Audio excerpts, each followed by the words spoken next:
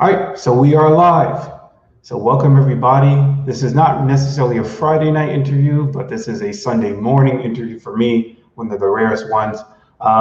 Main reason why is because we got someone all the way from the UK whose name is Tom. How are you doing? I'm fine. I'm fine. How are you? I'm doing fine. I think with this interview, since I rarely do interviews, I don't think there's going to be too many people that show up. And also, it's early in the morning in America, so I don't think there's going to be too many people that's going to view it. Nonetheless, oh, there is somebody viewing it, Fergus. But any case, so tell me, Tom, how old are you? I'm 37, and I'm from the UK, in the southeast, from a county called East Sussex. Oh, okay. Yeah, And and how does this? What are you suffering from first? Let's ask that question. bad breath halitosis. Um, which I think originates from the sinuses, and from the throat. And when did this first start for you? It started when I was in my early 20s. At the time I was smoking a lot and drinking and um, and partying a lot, and I think wasn't looking after my teeth and wasn't looking after definitely wasn't looking after my teeth. And I think that's the prob possibly the root cause of why I'm suffering from it now. Um, I don't know. Like I said before, like there's many people that drink their whole life and don't get this problem, isn't there? Right. Um, yeah, but I think some people might be susceptible to it, and I definitely am. So you feel that most of it has to do with sinuses. Do you suffer from any type of what was I going to ask? Like allergies? Like see? Yeah, yeah. Well, I get something called postnasal drip, which is like a constant flow of mucus in the sinuses, which runs down your throat. And yeah, I get reactions to dairy. I still eat dairy, but yeah, I get reactions to dairy and a few other things that I eat. What would you say your top five things, foods you feel give off the worst reactions? I would say number one is definitely potatoes. Mm. Potatoes definitely number one. Dairy, like cream and cheese and milk and I don't know, rice gives a quite a starchy foods um, cause a lot of reactions. Mm. And um, yeah, so I'd say rice and also some beans as well. So you don't feel like meat actually contributes, or is it's not as Yeah, bad? yeah, meat's definitely a contributor. Yeah, like sulfur. I think it's got quite a bit of sulfur in it, hasn't it? Uh, but yeah, meat, dairy. Uh, but I eat what I want really.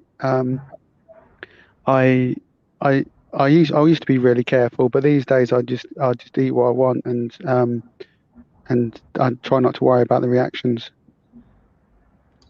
Okay, so you said like early, I said early within your 20s, you were just partying and smoking a lot, and that's when you started noticing it. Can you recall like your first experience where someone reacted to you and you knew it was you that they were reacting to? Yeah, yeah. What it was I went up north to do some work. I was working on a farm, and we were drinking quite a lot at the time, and I got some reactions from a girl I was working with, and yeah, I didn't have a clue. It took me a while for me to sort of realize um, people talking about bad smells and um, it's so hard to when you can't actually sense it yourself. You immediately you don't assume that it comes from you, but yeah, I started getting reactions, and then I left the farm, working at the farm, and I went to stay with a family up not in Nottingham, and yeah, I stayed there for a few years, and I was very lucky really because it gave me time to adjust because there's a real adjustment to dealing with this kind of situation, isn't there? Hmm. You And have to when change. you, Oh, sorry. yeah, I was going to ask you, when you went up with your family to Nottingham, did you did you speak to your family members about that weird situation that you had with the farmland, working at the farmland, and people were making mention that you, or I guess they weren't making mention. Did they ever say, confront you and say, "Wow, he smells bad," or did you overhear someone say, "Wow, Tom smells bad," or "His breath smells really bad," or did they just like do make subtle mentions of it without actually saying your name? Did they say things Yeah, like, "Someone, someone needs to brush their teeth" or something like that? You know? yeah, very subtle it was. Yeah, that's why I didn't assume it was me. I had no real clue because I've never dealt with it before. Um, but yeah, I spoke to my family about it, and they told me there was no real problem. But yeah, it's an unusual. It can be an unusual smell. That's the thing. It's not just a smell you would associate with bad breath. It can be fecal as well, which is unpleasant. Um, uh, but yeah, I stayed with the family up in Nottingham for a few years. I did a bit more work up there, and then I came back down to East Sussex, and I was staying with relatives quite close to the coast. And then I had more time. I've been very lucky, really. I had more time to adapt and just be away from people, really. So yeah, I was very thankful for that. When you were working at the farm, I mean, was like the majority of your careers that you or jobs that you worked in was like more so outside or just labor type of work? Yeah. A lot of my work I've done has been outdoor work. Yeah, I've done forestry work. I had a forestry business for 5 years. That was making the jumps for the race courses, and that was great fun. But the farm work was to do with baling hay for horses, and it was almost like a production line, and it was really hard work, but everyone got along right. But yeah, lots of outdoor work. At the moment, I'm not working at all. I'm Hmm. yeah, I'm between work. I'm going to see about a part-time job tomorrow. But I'm not working at all at the moment. I'm sort of looking at business ideas. So, what was before you were unemployed? What were you working as? My most recent job was the forestry. Yeah, I did that for 5. Yeah, I did that for 5 years, and that was amazing. That was sort of traveling around and um, traveling all over the country, working in woodlands and working with some really nice people. I still think we can actually meet some really good people and get along in life, even with these issues. It can be challenging, but the people are out there, and it just takes perseverance, I think. Now, it was, do you ever feel that within the jobs that you had and when you had this condition, that you possibly lost a job because of an odor, or maybe you went into a job trying to get a job, but you felt that since you had halitosis, they discriminated you from, or they overlooked Oh yeah, your application? definitely, yeah. I definitely think I've been overlooked. I went for some interviews quite a few years back, and I've definitely felt like I've just been completely dismissed. It's a form of discrimination, really.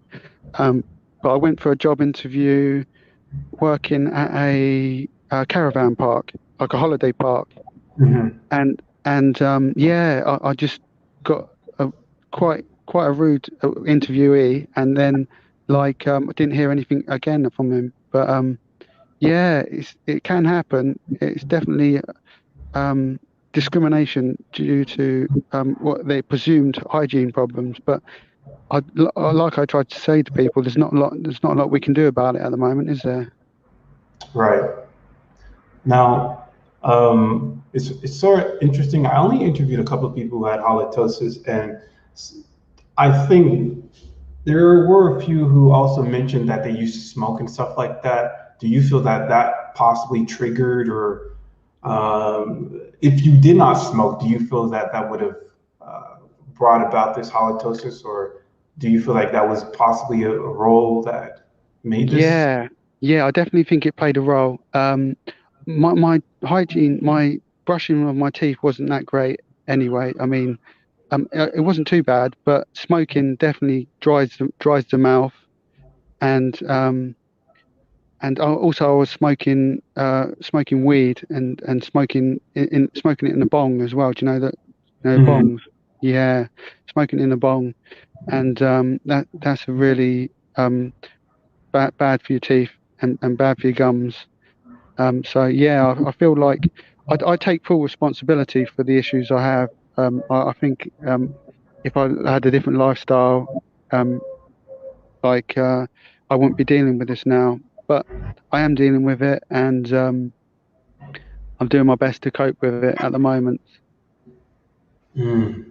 So what do you, since you're like unemployed now, do you live with other people? Like, how are you able to sustain yourself? Yeah, I'm living with a really nice lady called Eileen, who's my landlady, and her daughter. And I've been with her. Well, I've been sort of. I moved into her with her for about a year, and then I moved out into supported accommodation, and then that didn't work out. So I moved back. I've moved back with Eileen, and yeah, it's working quite good. She's really nice, and I mean, she can be quite rude sometimes, but um, I, it's nice. It's nice when someone tells you directly that you don't that you smell. It's quite refreshing. But yeah, I've been living with her for quite a while, and I pay rent there, and yeah, she's very nice. Um, I've been living on and off with family as well for a bit. But yeah, just working on ideas, and hopefully going to go do some volunteering in the near future. Um, going to go volunteer abroad.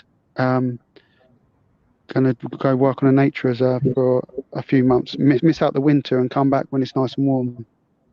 Hmm. So it seems as though since you're volunteering, you're not really that intimidated by going into social places or being around a lot of people. Because I know Yeah, a lot of people who have halitosis. Well, I don't know if it's the same way with halitosis as it is for body odor, but I know for people who have this unexplained body odor, a lot of times they lock themselves in their rooms or their apartments, and they don't really want to be out and socialize with people. But for you, I feel like, is it different? You still want to be around people and stuff? yeah, I do. I do really try to push myself. I really try to push myself to be social. It's definitely tough. It is really hard. Like, you know, when you meet a person, you understand like, oh, this is someone I can get along with, or this is someone who's gonna sort of like make fun of me or give me a hard time. So yeah, I definitely push myself. And yeah, I think volunteering is exciting to me, and it hopefully should go on the CV and hopefully lead to work in the future. I volunteered up in Scotland a few years ago on a nature reserve for the RSPB, which is like an animal charity in the UK. And they had residential volunteering where you go and you stay in a cottage, and they provide all the accommodation. You just have to work on the reserve. But yeah, is that something you would be interested in, working outdoors and working out in nature? Something I would be interested in? Nah. I actually sweat too much. Whenever I go outside, I sweat really easily. And since I have this body odor condition, I like being outside. I think human beings obviously naturally like to be outside, and it feels good to be outside sometimes. But now that I have this condition, I try not to, unless it's in like shaded areas or something. And I'm like, I don't know, like a couple of yards or a couple of meters away from people, so I don't really have to deal with people. So I don't know. I think it's a little bit different. I know for this is my thing. I think I've heard this before, but for people who suffer from halitosis, even if they're not speaking, they still can emit the odor through their nostrils or something if they breathe it out. Is that something that Yeah, you? yeah, that's true. Yeah, mine travels quite some distance. Mine travels like can travel a few meters, and yeah, but it's I've realised it's not as bad as what I think it is. It's not as bad as I think that's true for all. I think that's true for all of us. It's not as bad as what it seems. People can make it seem worse to make us feel bad about ourselves, but it's not as bad as it seems. And every now and then, I can actually detect it myself. I get like a whiff of it, and it's not that bad. Um, Obviously, I would like it solved, and I would like to get rid of it. But yeah, I mean, it's something I can live with, and that's a message I'd like to give today, actually, for people that are suffering with the same condition, just to say, yeah, it's not that bad, and there's other things in life to focus on, and goals to achieve. Hmm.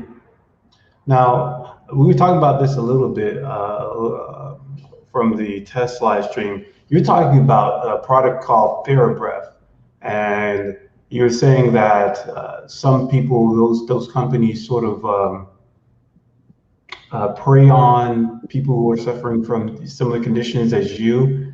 And Yeah. I wanted to ask you, not only just by TheraBreath, but what type of products over the years you tried and you felt like it didn't really help at all?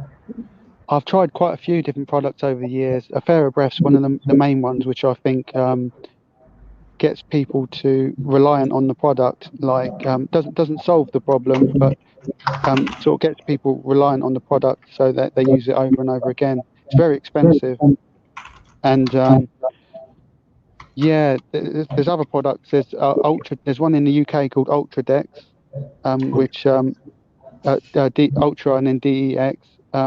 That's another one which gets people relying on them. They say they have like some kind of oxygenating process in the mouth, which gets rid of the bacteria. But I didn't notice any difference, any improvement.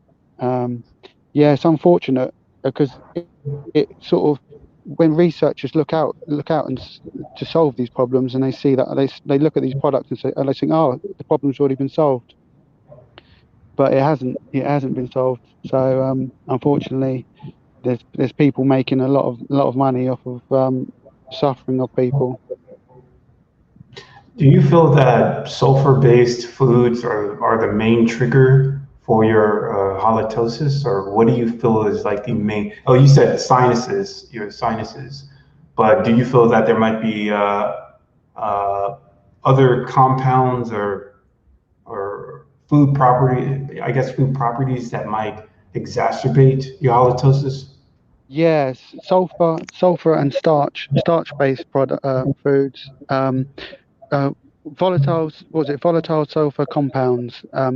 Anything that can be broken down into volatile sulfur compounds.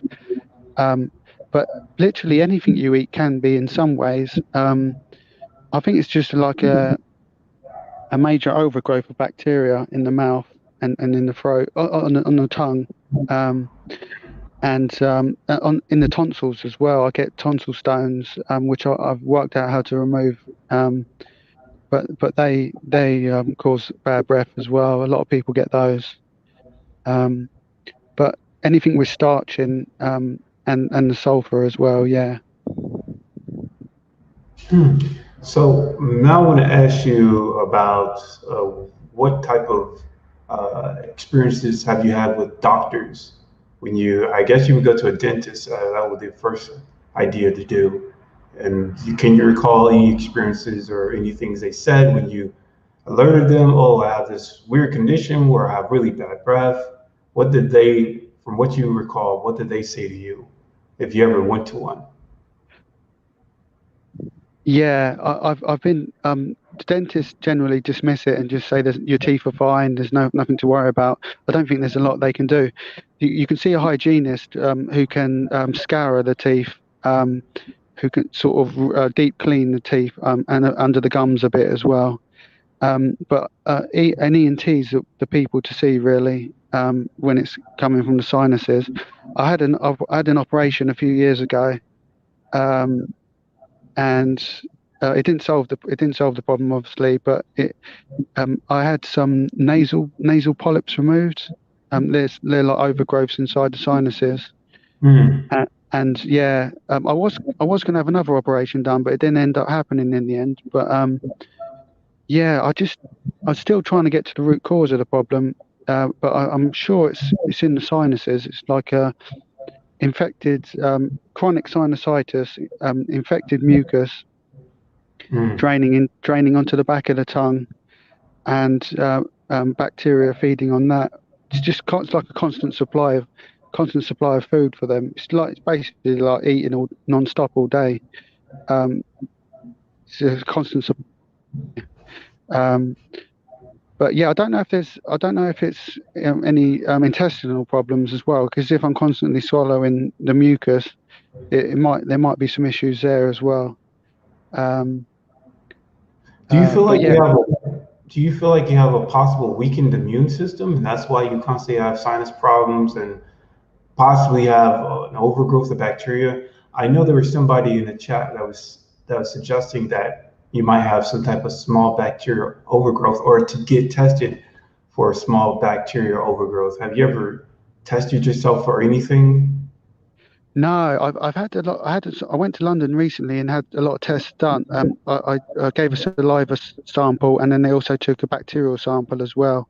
And I'm going on the 28th to get the results. So hopefully you should get some information there. I'm going up to Harley Street to get that. Got that done in Harley Street, and yeah, I've never had. Or is it like SIBO tests? What, like small intestinal bacteria overgrowth?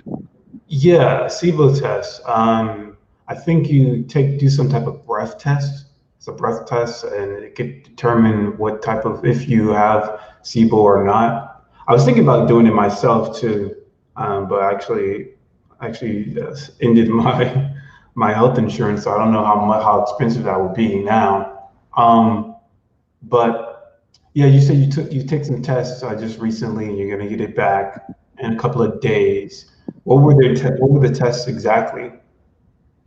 There's quite a few of them. I can't remember what they are now, but it's quite an extensive testing I've had done, and it's at a place called the Breath Institute. The Breath Institute. It's a Dr. Nunez, and he's well known in this area, and yeah, I don't know if I'm not expecting miracles, but hopefully if I can find out some information on the type of bacteria and what exactly is happening, that would be great. You mentioned the doctor. You said the doctor is known for halitosis? Yeah, he's known for treating halitosis, yeah. Oh, that's interesting. I don't know if we have something like that in America, where there's someone we can just go to that specializes in halitosis. But that's interesting as well.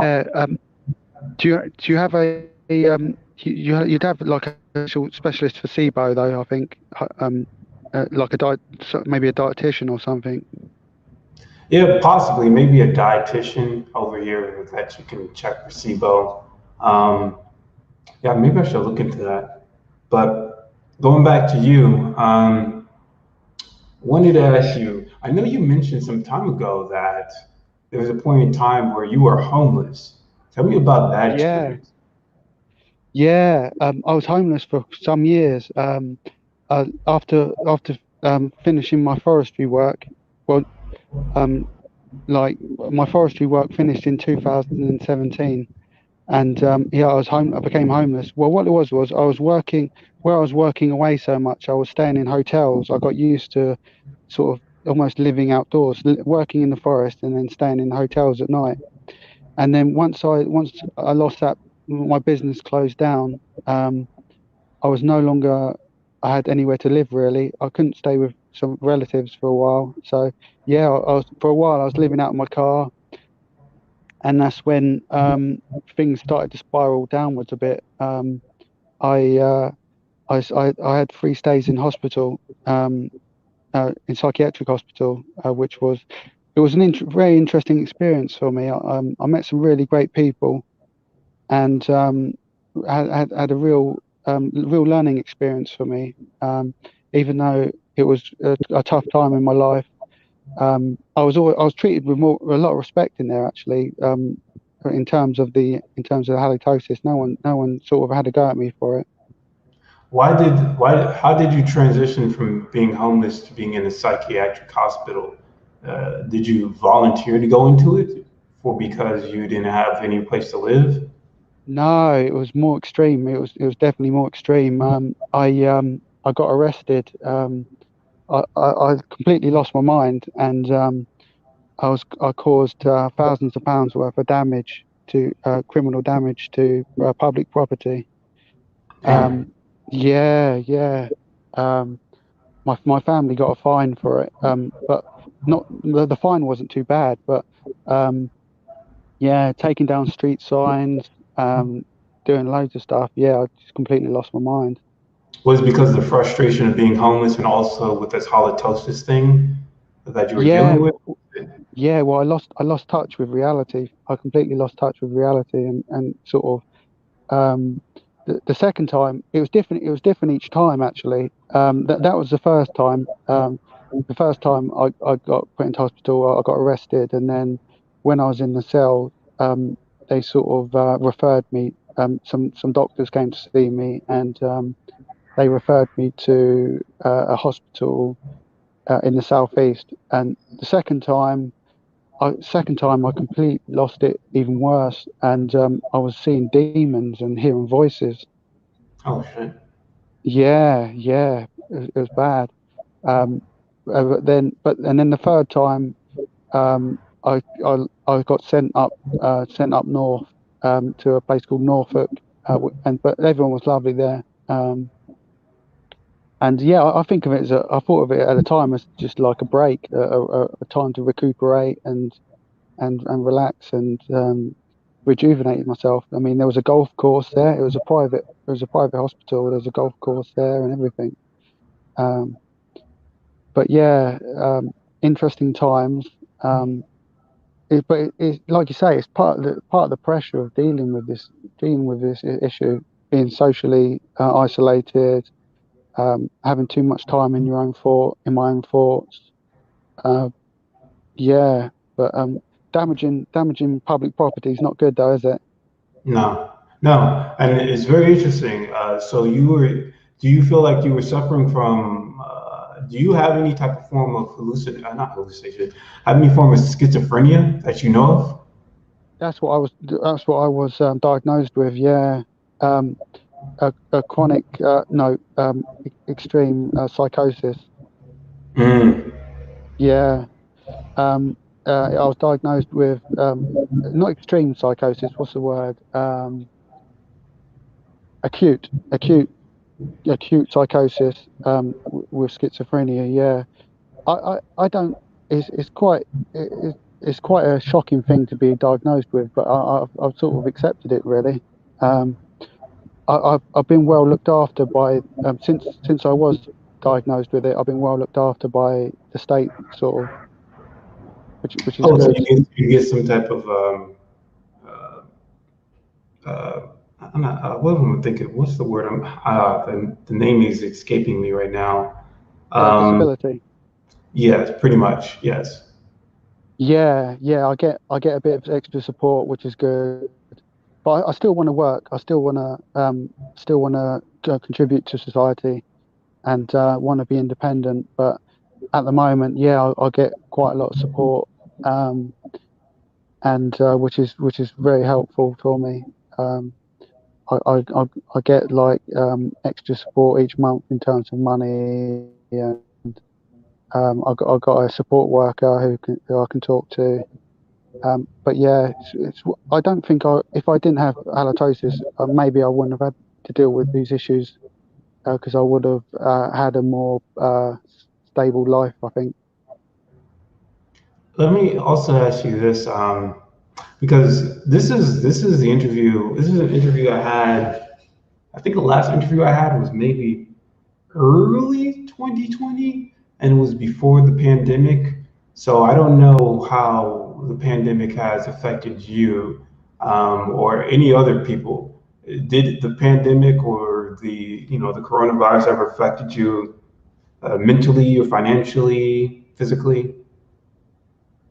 It's definitely affected me. Yeah, it's affected my plans because I was planning to go abroad earlier. I wanted to go travel and volunteer abroad, but everything's locked down. No one's been able to travel for ages. It's been really tough. In terms of socially, not a lot that changed for me. I mean, I still see the same amount of people. A lot of people have ignored the rules. Has that happened over where you are? People sort of ignore the rules, don't they?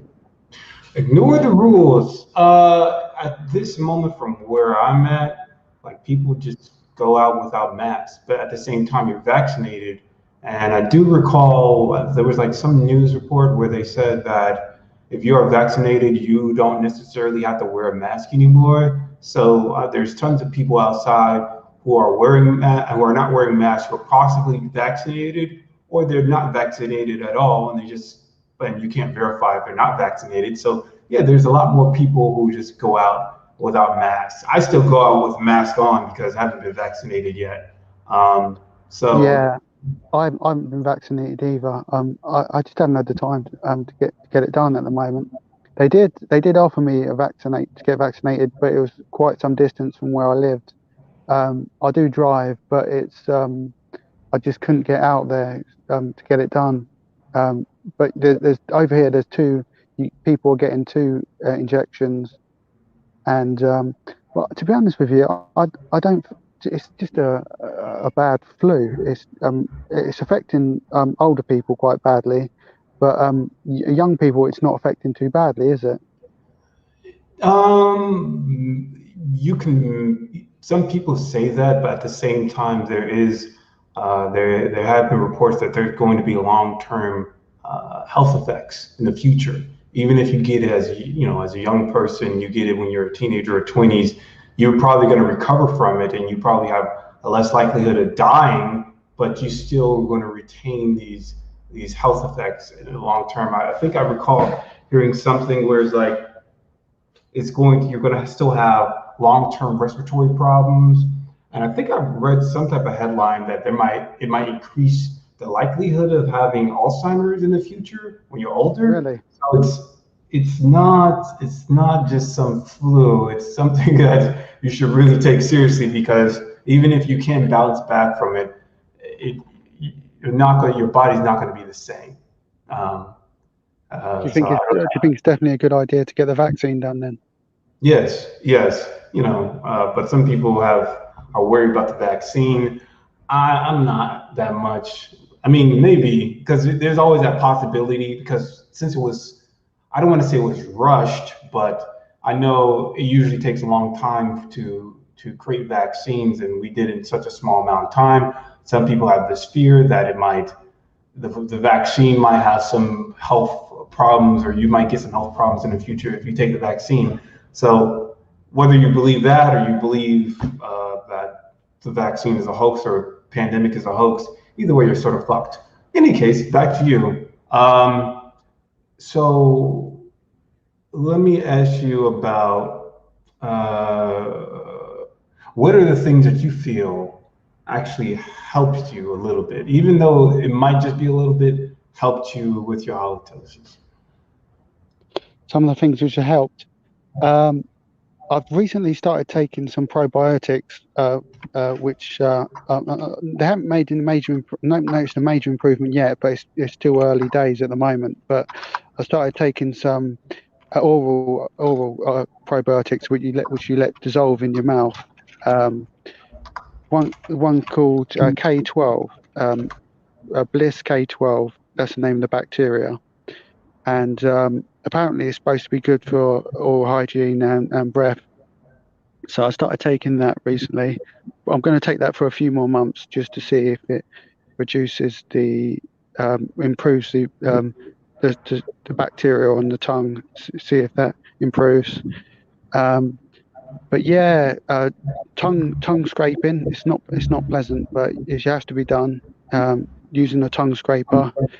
I recommend using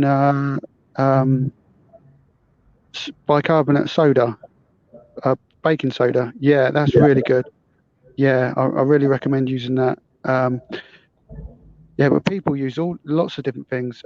There's one thing I do recommend not using, and that is there's a few things which I recommend not using actually, and that one of them is hydrogen peroxide because it's really dangerous stuff.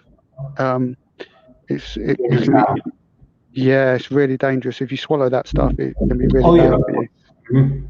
Yeah. And then the other one is a sinus irrigation, which I really recommend not doing. Do you know, like a saline solution run through the nose?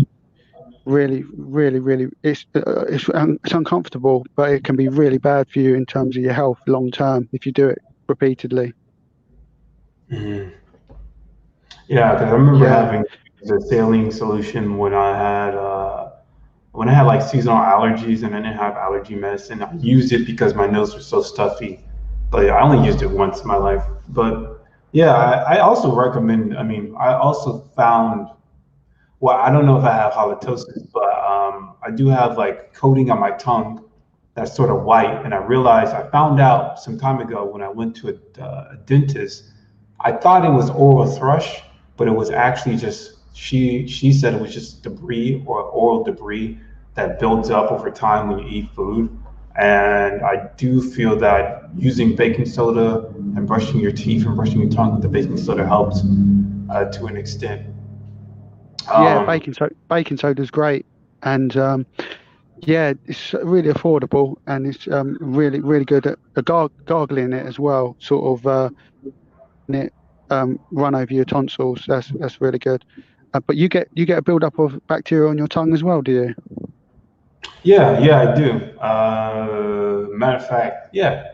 And I actually use a tongue scraper too. I have an extra one over here because I wanted to try to get it down to a pink color. But when I actually went to the dentist, I found out that it was sort of normal, sort of at least from what they were telling me, that to have debris or build up on your tongue, so it's sort of like white or light pink as opposed to a full bright pink that you might see. So I still try to use a tongue scraper, still try to use baking soda to brush my tongue and stuff. But I guess I'm not worried as much. I used to think that was it was a result of candida. If you actually been in around this body odor community thing, a lot of people think the result is because of candida. But Oh once I yeah, had a fungal overgrowth. Yeah, a lot of people do say that. Yeah, I'm not too sure. Are you sure? No, I'm not a doctor, so I'm never sure. But you know, that's the thing. I still always felt like it was not candida, and even at this moment, I feel that there must be some type of bacteria that's causing this for a lot of people. Maybe this is just my theory. Um, Maybe it is for everybody. It's like a different strand, and with this different strand of bacteria, I don't know, you might give off a different odor. I don't know, but that's what I'm thinking about at this moment. And I have had success with doing FODMAP. I don't know if you ever heard of FODMAP. Since we were talking about SIBO earlier within the interview, people who suffer from SIBO actually do FODMAP, and they try to avoid sugars and anything that might ferment within their stomach, any type of foods that might ferment in their stomach. So I try to just follow the FODMAP diet, but that's what I'm doing. There's also actually some type of antibacterial supplements that people use to try to kill off any of harmful bacteria. So like oregano oil or peppermint oil or There's Yeah, I this. remember I took some of those, like a program of it was really strong garlic tablets, and it was a mixture. It had oregano in it, and and some probiotics, and yeah, it felt like I had like a I felt like I had the flu. It was like a when you have a die off of candida, you sort of you get like a feeling of not having any strength, and yeah, I did that in the past, but I don't know if that was candida dying off. It might have been just the gut bacteria readapting to what I was putting into it. But yeah, there's lots of theories of what's causing these problems. We've got to keep researching and keep learning on the subject. But I got to say, like I've tried to follow like diets in the past, and I've just come to the conclusion that sometimes you just got to treat yourself as well, and sort of life's too short to sort of be too harsh on yourself. Do you know what I mean? Yeah, I definitely know what you mean. Um, that's why I actually want to have a remote job where I don't really have to work with people. Because most of the time, at least for me, I stick to a pretty vegetarian diet. Right now, I'm eating egg whites now because I still don't know if I have TMAU or I might have something else. So I still try not to eat as much choline, but then again, sometimes I try to test the waters and see if I eat so much choline, what will happen? What reaction, would I get more reactions if I increase my choline amount? But yeah, the reason why I was talking about the remote thing is because sometimes I do want to have a big ass pizza. I want to have a big ass pizza, or I want to have a burrito, or I want to have ice Yeah. cream, you know? I haven't had ice cream in a long ass time, and I haven't had pizza in a long ass time. This is the Sometimes, thing. I don't think there's much difference. There's not much difference between um, I know for myself personally, but possibly for you as well. There won't be much difference between if you ate that or if you didn't eat it. There won't be that much of a worsening of the issue. There's some other root. There's some other root problem. It's not diet. Um, like I say, with me, it's the constant mucus. It's like a constant food supply for them. But mm, there's some other root to the problem, and that's what we need to find out, really. But yeah, yeah, treat yourself. Have a pizza, and obviously not all the time, but it's nice to do it every now and then, isn't it? yeah, it definitely is. But I guess the difference between me and you is to actually diet is a main contributor to my thing. I don't have post nasal drip, so and also I don't know if I have halitosis because I can't really smell anything. I can't smell whatever everybody else reacts to.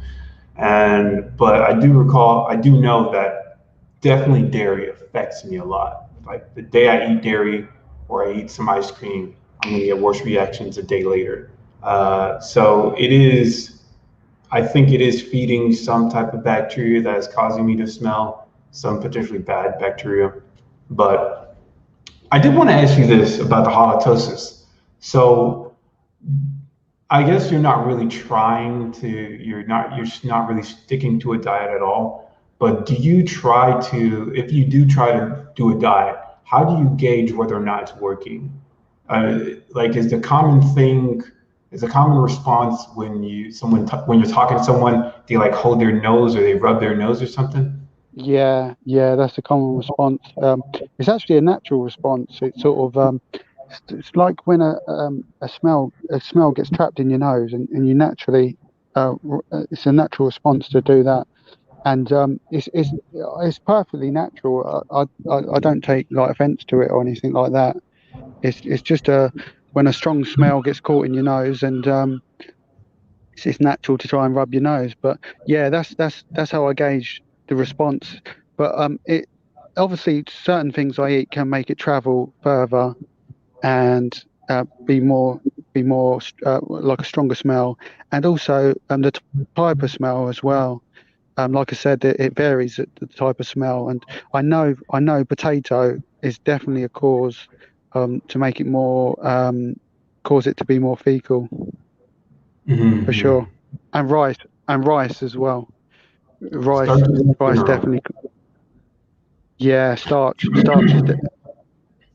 Let me ask you this. Have you starch. ever tried a low carb type of diet where you avoid carbs in general? I know there's some type of diet called the ketogenic diet where the majority of the diet is like protein and fats, and you're supposed to eat less than 50 grams of carbs. Have you ever, I guess you don't really, you're not really a diet type of person, but I would be No, but curious if I've heard of the keto. I've heard of the keto diet. Like you say, it's completely cutting out carbs in it, and it's meat and protein, and yeah, I think that's probably quite good for losing weight over the long term. But at the moment, I'm eating one meal a day, and I think that's quite good. That's quite a good way of doing things in terms of if you're eating all day, obviously you're feeding the bacteria all day. But if you have one big meal a day, um, but then I'm also having I've had some energy problems at the moment quite recently. Do you ever get those? Do you ever get low energy and low sort of motivation? are you low motivation? Are you talking about like depression, or are you just saying like you get drowsy? Drowsy, yeah, I get low energy and sleepy. Yeah, I'm always drowsy. Not, well, not necessarily always drowsy, but yeah, like whether I'm working or whether I'm at like, on the weekend, I'm at my condo. Like when I eat food, I get drowsy. That's a common thing. Um, so if I'm really bored especially if I'm at work, I'm really bored and I have to do this work, I naturally get drowsy. And if I'm, on the weekend, have time to myself, if I eat a big meal, I get drowsy. So I don't know. It's weird. I also do one meal a day too, and I think intermittent fasting and fasting in general helps. But I don't know if it helps people with halitosis. Have you ever tried to test the waters and do fasting for 3 days? Because I read about how fasting, if you fast for 3 to 5 days, your immune system starts to repair itself. Um, Yeah, I've done fasting in the past. Yeah, I've lasted for about I've done like a week fast for a while, and yeah, it's definitely got some health benefits. It sort of flushes out the system, doesn't it? it But cleanses the system. yeah, it cleanses the system. But I don't know if it would solve halitosis. Obviously it didn't when I tried. But a long-term fasting, I don't know. Is it worth a try? Um, have you done over a few days before in the past? I did like years ago when I was a teenager. I want to do it now. Um, I definitely want to do it now and see what happens.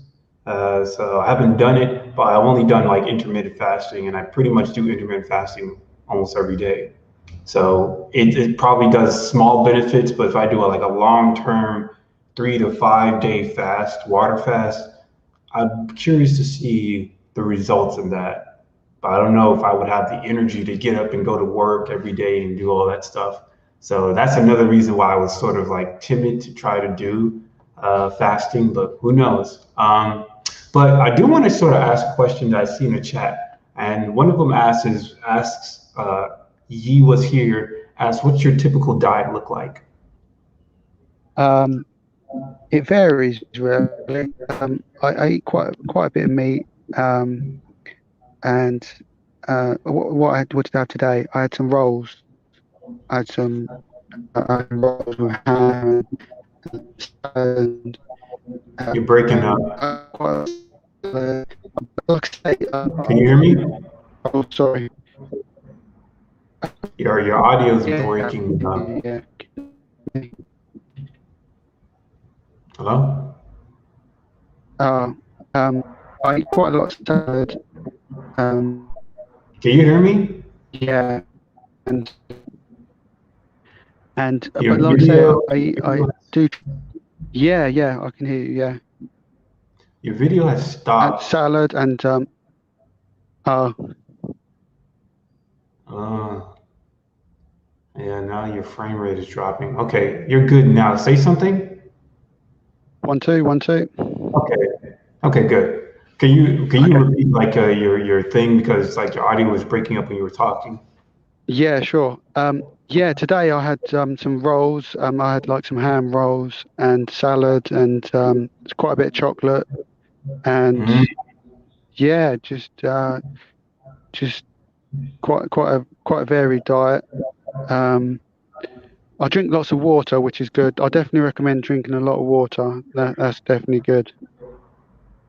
hmm hmm So yeah, I think I've asked everything I wanted to ask.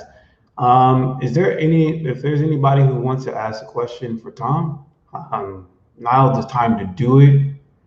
Let me think if there's any other things I want to ask you, Tom.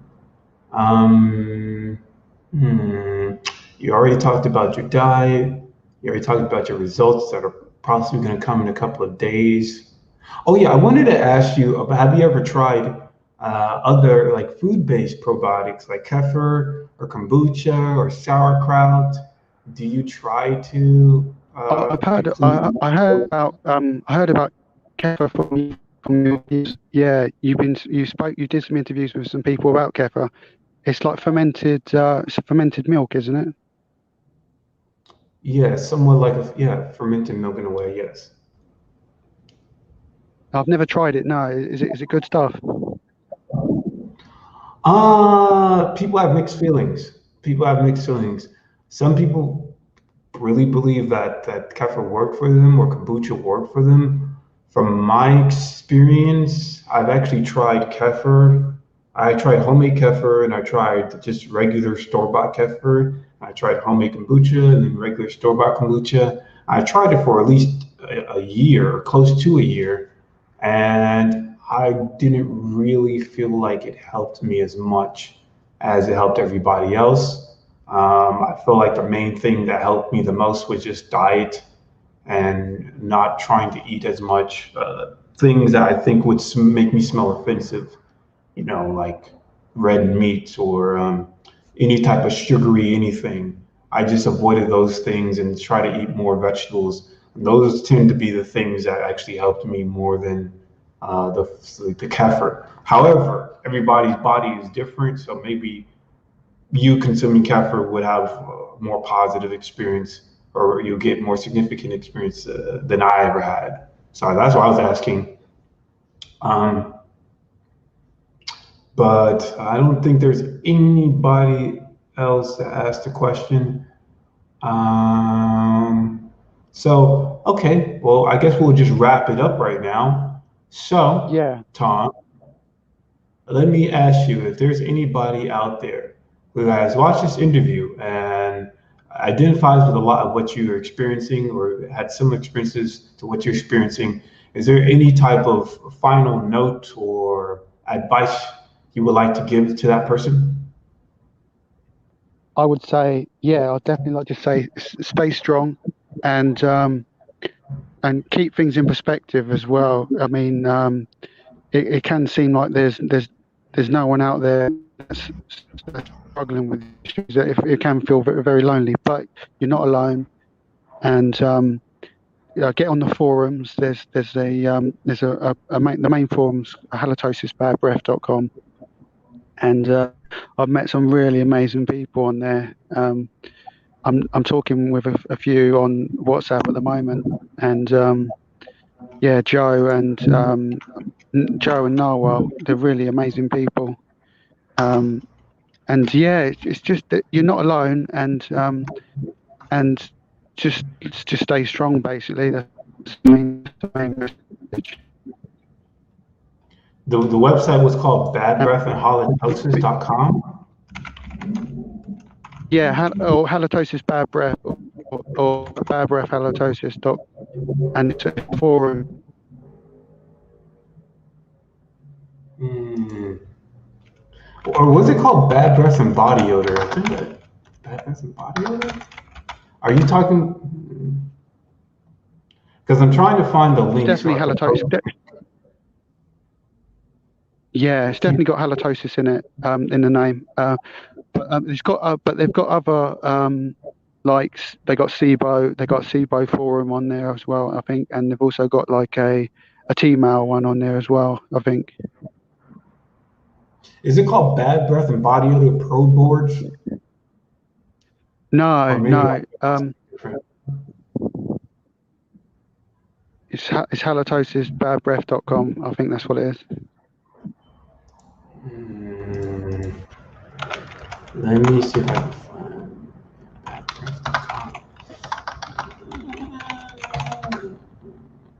Halitosis and badbreath.com, and I find, yeah, I don't find it.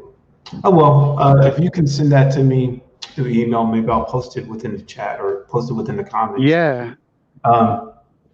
But in any case, yeah, I really appreciate you, Tom, for coming out and wanting to do an interview. There's many people over the course of 2020 and 2021 who said that they wanted to do the interview, but then they just stopped responding. So you're like the first person who said, I want to do an interview, and then actually showed up. So I appreciate you for showing up. So in any case, Thank you, and I really appreciate the work you do. I just want to say I really respect the work you do, and you're raising awareness, and yeah, keep doing what you're doing. You're doing great work. No problem. Well, ladies and gentlemen, this was I guess, is this the first one in 2021? TMAU, PATM, Halitosis Sunday morning live stream interview. Appreciate for everybody coming here. But we're out right now. Boom. See you guys later.